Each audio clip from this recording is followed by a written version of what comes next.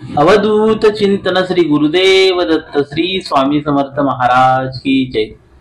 14 September रोजी परिवर्तनी एकादशी आहे।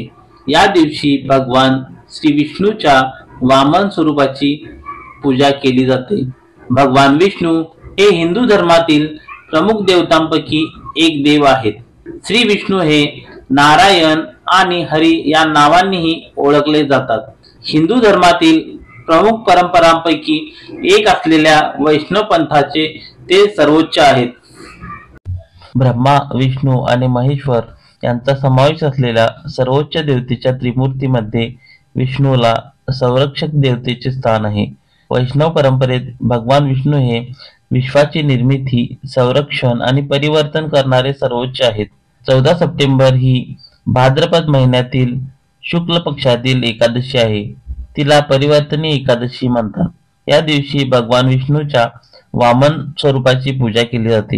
हिंदू धर्मात एकादशीचे विशेष महत्त्व आहे।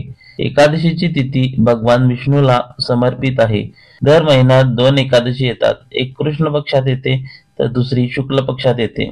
भाद्रपद महिन्यातील शुक्ल पक्षातील एकादशीला परिवर्तनी एकादशी म्हणतात। असे मानले जाते की या दिवशी भगवान योग निद्रा दरम्यान वळण घेतात, म्हणून तिला परिवर्तनी एकादशी म्हणतात।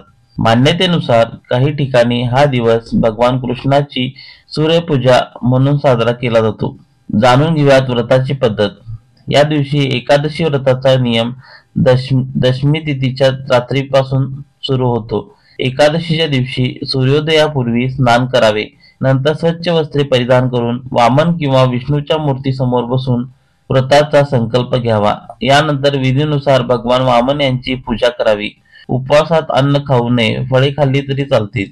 पूजेची पद्धत: देवाला शुद्ध पाणी अर्पण करून पंचामृताने स्नान करावे।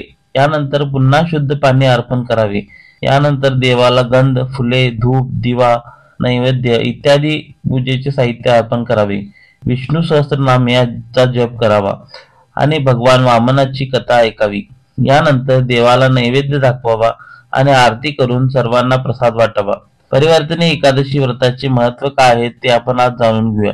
हिंदू धर्मात एकादशीचे विशेष महत्त्व आहे। एकादशीची तिथी ही भगवान विष्णूला समर्पित आहे। दर महिन्यात 2 एकादशी असतात, एक कृष्ण पक्षातील असते तर एक शुक्ल पक्षातील असते।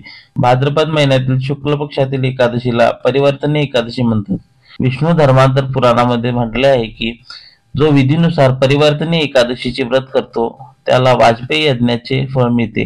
कळत किंवा नकळत केलेली सर्व प्रकारची पापे नष्ट होतात। श्रीकृष्णाने युधिष्ठिरांना सांगितले आहे की या एकादशीचे व्रत आणि उपासना केल्याने भगवान विष्णू, शिव आणि ब्रह्मा म्हणजेच त्रिमूर्तीची पूजा केल्याचे फळ मिळते।